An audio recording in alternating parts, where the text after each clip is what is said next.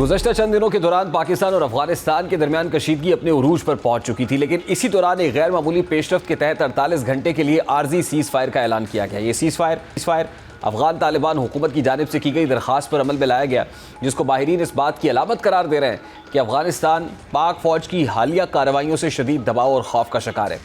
इतलात के मुताबिक पाक फ़ौज ने हालिया हफ्तों में महमद, शिमाली वज़ीरिस्तान, जनूबी वज़ीरिस्तान और बन्नू के इलाकों में दहशत गर्दों के खिलाफ फैसला कुन ऑपरेशन किए हैं। ये कार्रवाइयाँ उस वक्त की गई जब अफगान सरजमीन से सरगर्म दहशत गर्द गिरोहों ने पाकिस्तान के सरहदी इलाकों में हमले तेज़ कर दिए थे। दिफाई ज़राए के मुताबिक 13 से 15 अक्टूबर के दौरान मुख्तलिफ इलाकों में मजमूई तौर पर 80 से ज़ायद ख्वारिज मारे गए, जिनमें उनके अहम कमांडर भी शामिल थे। महमद में होने वाली कार्रवाई इस लिहाज से नुमाया रही कि दहशत गर्दों ने सीज़ फायर के दौरान दरअंदाजी की कोशिश की थी, ताहम पाक फ़ौज ने बरवक्त कार्रवाई करते हुए उनकी पेशकदमी नाकाम बना दी और 45 से 50 ख्वारिज को हलाक कर दिया। सिक्योरिटी माहिरीन के मुताबिक ये कार्रवाई न सिर्फ अस्करी एतबार से कामयाब रही, बल्कि इसने पैगाम भी दिया कि पाकिस्तान अब किसी रियायत या पसपाई के मूड में नहीं है। और आज वफाकी काबीना के इजलास से गुफ्तगू करते हुए वज़ीर आज़म शहबाज शरीफ का कहना था कि अफगानिस्तान ने दहशत गर्दों को खुली छूट, दहशत गर्द फोर्सेस और शहरियों को निशाना बना रहे। हालिया वाक़यात से सब्र का पैमाना लबरेज हो चुका था। वजूद इसके कि हमारे अपने वसाइल जो हैं महदूद हैं, उसके बावजूद 40 लाख अफगान यहाँ पर पाकिस्तान के यहाँ दिहाइयों से यहाँ पर रहे, लेकिन अब उसके नतीजे में जिस तरीके से वहाँ से जो दहशत गर्द अफगानिस्तान से ऑपरेट कर रहे हैं, उनको खुली छुट्टी है और वो ना सिर्फ पाकिस्तान के अंदर बेगुनाह शहरियों को शहीद कर रहे हैं, अफवाज पाकिस्तान के जवानों और अफसरों को उनको शहीद उन्होंने किया। जो हालिया वाक़यात हुए हैं उससे यकीनन सब्र का पैमाना लबरेज हो गया। मुकम्मल तौर पर हिंदुस्तान की शय के हमें पर मजबूरन ये जवाब और भरपूर अफवाज पाकिस्तान को जवाब देना पड़ा जो हमने दिया है। उसके बाद उन्होंने कहा कि सीज़ फायर चाहते हैं, उन्होंने दरख्वास्त की। कल हमने फैसला किया कि 48 घंटे की वक्ती यानी इंटरम सीज़ फायर हम करेंगे। इस वक्त फॉर्मर एम्बेसडर जमील अहमद खान साहब हमारे साथ मौजूद हैं। अस्सलाम वालेकुम सर, बहुत बहुत शुक्रिया आपके वक्त के लिए। सबसे पहले तो ज़ाहिर है वज़ीर आज़म साहब का कैबिनेट से एड्रेस आपने सुना और वो कहते हैं कि सब्र का पैमाना लबरेज हो चुका था, मजबूरन हमें ये करना पड़ा। अब सीज़ फायर है, एज ऑफ नाउ चंद घंटे बाकी रह गए हैं। आपको लगता है कि ये इस सीज़ फायर पे यानी ये this will last for long, या इसकी फिर खिलाफ वर्जी होगी और ये इश्ताल अंगेज़ी दोनों तरफ से देखने को मिल सकती है? जो हालात व वाक़यात सामने हैं हमारे और जो वतीरा है इस वक्त अफगान तालिबान का, उससे महसूस होता है कि ये बड़ा फ्रेजाइल है, ये कायम रखना इसको ज़रा कठिन होगा। तो लिहाजा इसको कायम रहता है या नहीं रहता है, प्राइम मिनिस्टर ने भी कह दिया कि ball is in the court of Taliban. लेकिन इसके पीछे पसे पर्दा ये भी देखना चाहिए कि अब जो इंडिया की इन्वॉल्वमेंट हो गई है, उसके बाद ये और ज़्यादा मामला कठिन हो गया है। हालांकि हम तो 2021 से यही कहते आए हैं और 2021 से हम उनको बर्दाश्त भी करते आए हैं और भाइयों की तरह हमने कहा कि इसको अपने मामले को ठीक करने, TTP को ज़रा आप उधर से निकालें अपने पास से या कंट्रोल करें। जब 2021 अगस्त में पावर में आई अफगान तालिबान तो हमने जश्न मनाया। हमारे वहाँ ISI के चीफ जनरल फैज जाके एयरपोर्ट पर उनके साथ खुशियाँ उन्होंने मनाई, चाय पी, और उसके बाद फिर हालात क्यों ऐसा पलटा खा गए, इस पर भी हमें रिव्यू करना चाहिए कि ये क्यों हुआ। और उसमें जब हम रिव्यू करेंगे तो हमें अपने फॉरेन पॉलिसी को रिकैलिब्रेट करने का अच्छा मौका मिलेगा। लेकिन अब इसलिए कठिन हो गया है कि रॉ की सबसे ज़्यादा फंडिंग अगर दुनिया में कहीं भी है तो वो अफगान सॉइल को इस्तेमाल करके पाकिस्तान को डिस्टेबलाइज करने की है। तो अब वो ऐसे जाल में तालिबान आते जा रहे हैं कि वो कहीं ऐसा ना हो कि उनको उस जाल से निकलना मुश्किल हो जाए। लेकिन अब भी वक्त है, अभी इब्तदा है इस जो पिंगे बढ़ाने की।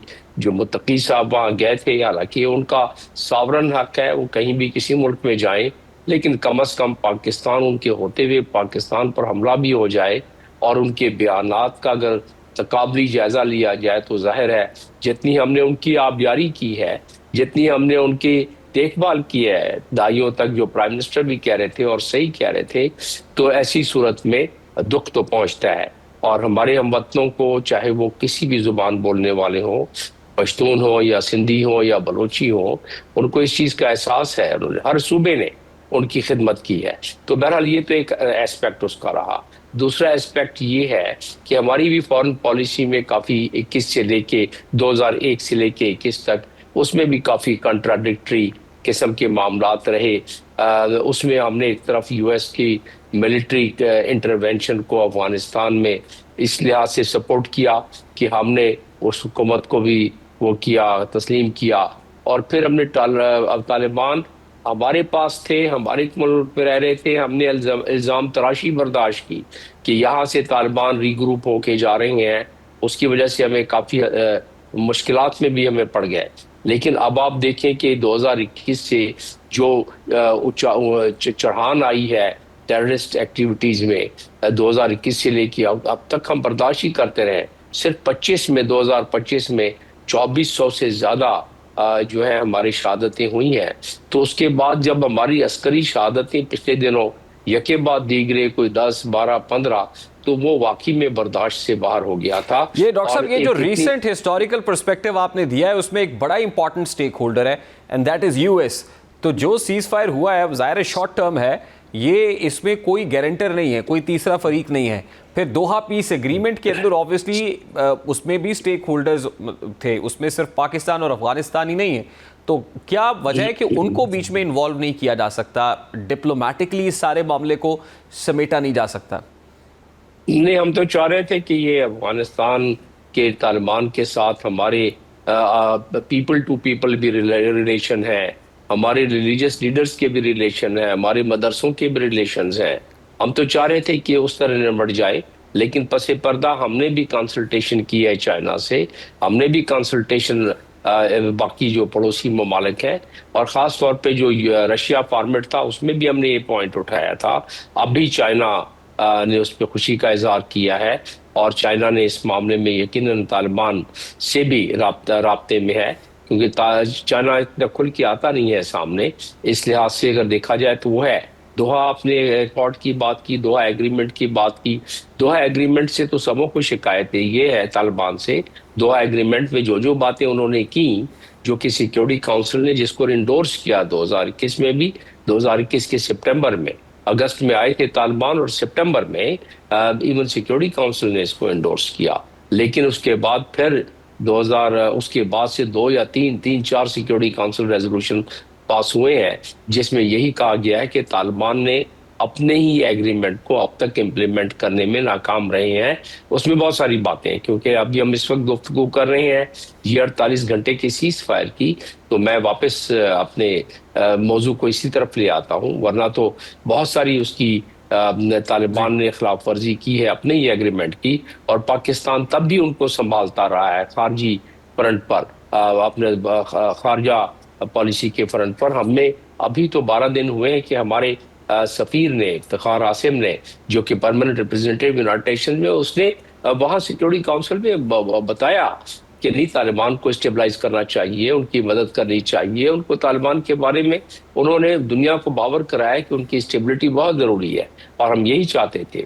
लेकिन अब क्या किया जाए कि तालिबान के पावर में आने के बाद बावजूद इसके कि हमने मुतअद्दिद बार कहा उनको, लेकिन 60% हमारे टेररिज्म में अगर इंक्रीज हो जाए हमारी तरफ इसमें, और हमारे इतने अफराद, हज़ारों के तादाद में अफराद शहीद होना शुरू हो जाए हर साल, तो उसमें तो फिर और फिर अटैक भी आधी रात के बाद अटैक अगर शुरू हो जाए, तो पाकिस्तान की अस्करी क़ुव्वत तो अभी दुनिया पूरी ने मान ली है। तो अफगान जी डॉक्टर साहब, I have to take a very quick short break here. फिर बहुत बहुत शुक्रिया साबिक सफ़ीर डॉक्टर जमील अहमद खान साहब हमारे साथ मौजूद थे।